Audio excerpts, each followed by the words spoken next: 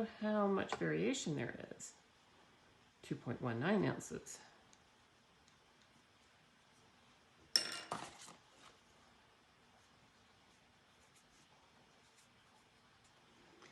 So that's one. We'll do two more. 1.98. 1.94. 1.98.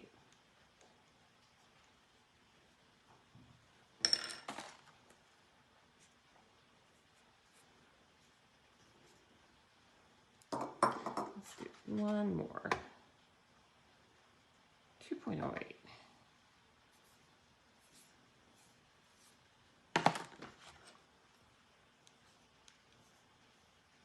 So I've got some water boiling, and I'm going to gently lower my eggs into the boiling water.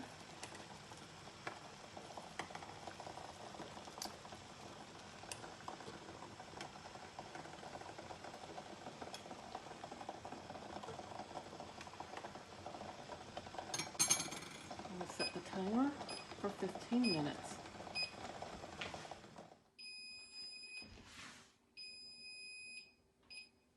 Okay, the timer's gone off. My eggs are cooked. Ooh. Guess I gotta be a little bit careful I don't crack my eggs while I'm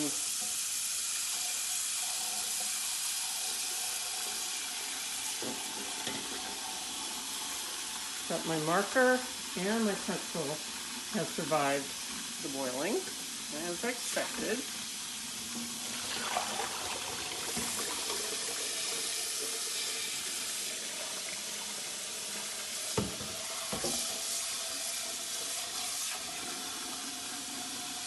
Oh, here I get a dimple. I thought I heard one of my eggs cracked as I was dumping the hot water out. So you gotta be a little bit careful about that.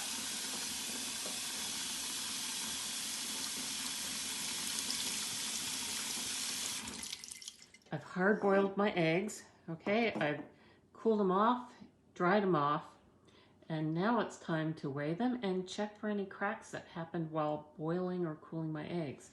Now, as I was tipping the pan over to pour the hot water out and pour cold tap water in from the sink, I heard a crack. And when I investigated, I found that I did in fact get a little bit of a crack on the top of this one egg. So I'm gonna circle this because I can still use this for a test, but this is a pre-existing crack. So this is not going to be fresh impact damage from an egg drop, but I can still use this as a test dummy. And I can still use this to check the weight of my egg. So let's turn the power on. Ooh, 2.01. And I've recorded the weight of my eggs before boiling here, and I'm just gonna go through and record the weight after. Whoa, 2.15.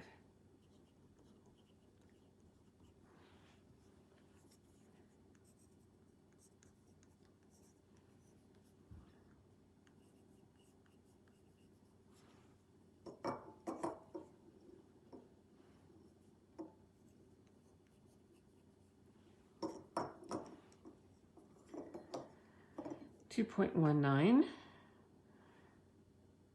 2.26.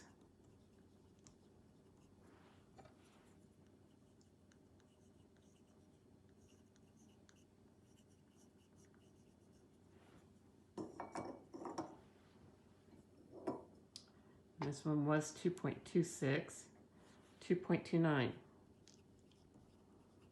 So there you have it. And for experimental purposes, that weight change is negligible. But the reason I did this is, well, you'll see. Hi, Dr. Marcia Tuft here with the Great Egg Drop Challenge.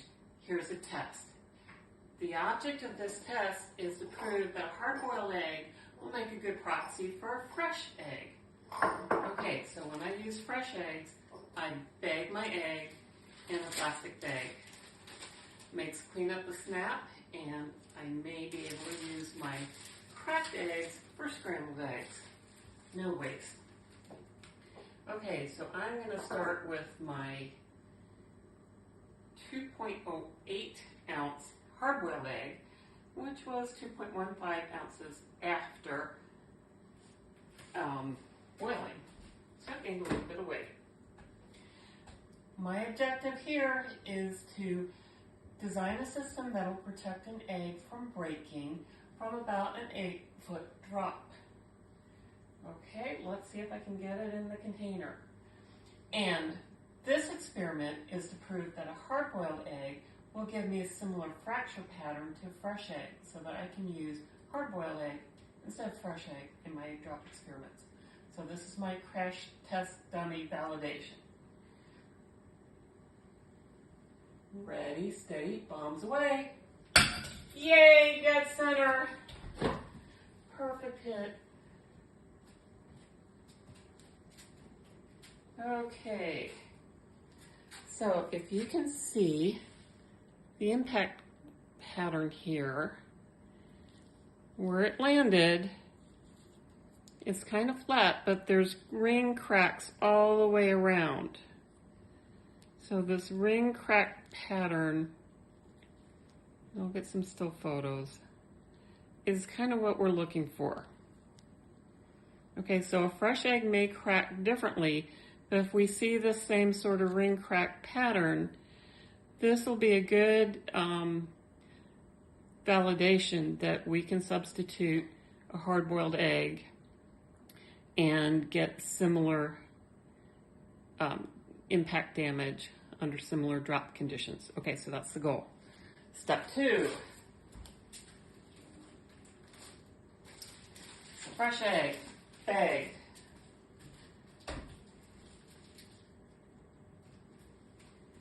Ready, steady, bombs away! Yay! And it hit the bowl again. Not quite so perfectly centered. Okay, so this is a successful break. And if I rinse the eggs out, we can take a look. We can take a look and see what that eggshell impact damage looks like. So give me a minute and I'll be right back. Hi, Dr. Marcia Tuft here, back with the results from our egg drop test to validate the use of a hard-boiled egg, such as this, as a substitute for fresh egg in our Great Egg Drop Challenge. Okay, so here's our 2.08 ounce and 2.15 ounce after hard boiling egg. And I want to show you the fracture surface. All right, there we go. So if you can see, we've got ring cracks all around the circumference of the egg. I would say this is our impact site. You can see how the shell deforms. So the hard-boiled egg is a little bit elastic, but if you look here, you see the big cracks on the circumference, but you can still see, there we go, you can still see smaller micro cracks all the way around here. Okay, so these are small fractures near the center, but the bigger cracks around the circumference. So that's what our fracture surface looks like on our hard-boiled egg. Let's look at our fresh egg, see if we can reconstruct it. This is a little bit harder, and I don't have slow motion capture, I think. Doesn't much matter. Okay, so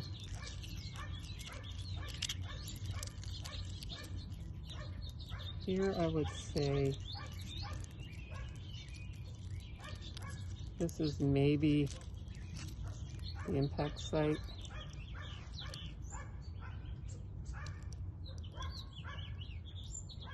And you can see those smaller cracks, especially right around here.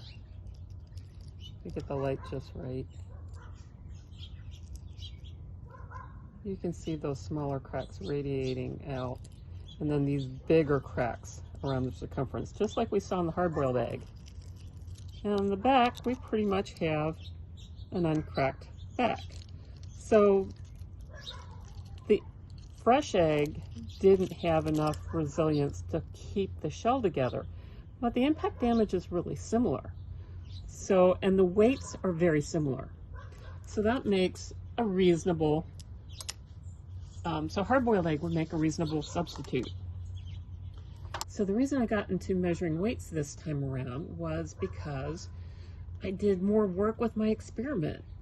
And impact damage can be related to momentum, which is a function of mass, or the weight of your egg, times the velocity it travels. Now, in my experiment, I show a cool experiment that proves that the velocity at impact does not depend on the mass of the egg, it only depends on the drop height. So if I want to have the same amount of damage or momentum in my impact, then I want my mass to be similar.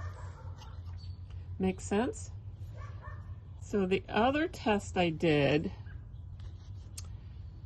because people have used plastic Easter eggs as test dummies, so I took a hard-boiled, I took a fresh egg actually.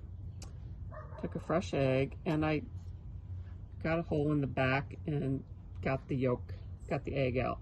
And then I dropped this from about 8 feet high. And so you see the circular crack pattern again. Here we go. So here's my impact site, and you can see circular cracks radiating outward from the impact site. But damage is very minimal. This egg weighed about 0.21 ounces, so about 1/5 of an ounce. And my fresh and my hard-boiled eggs were both just over 2 ounces. So you see, my equation makes sense. I think I understand the physics of it, that mass times velocity is momentum, and impact damage seems to be related to the momentum in the collision. So if I lower my mass with the hollow egg, I lessen the damage if I keep the velocity the same. So when you're designing your egg drop system, you can look at, is there a way to lower the velocity? Is there a way to lower the mass? Or, okay, if those are pretty much going to be controlled, how do I minimize the damage with the system I design? And for that, watch my experiment video to learn about mass, springs, and dampers, and what you might want to use to pad your egg.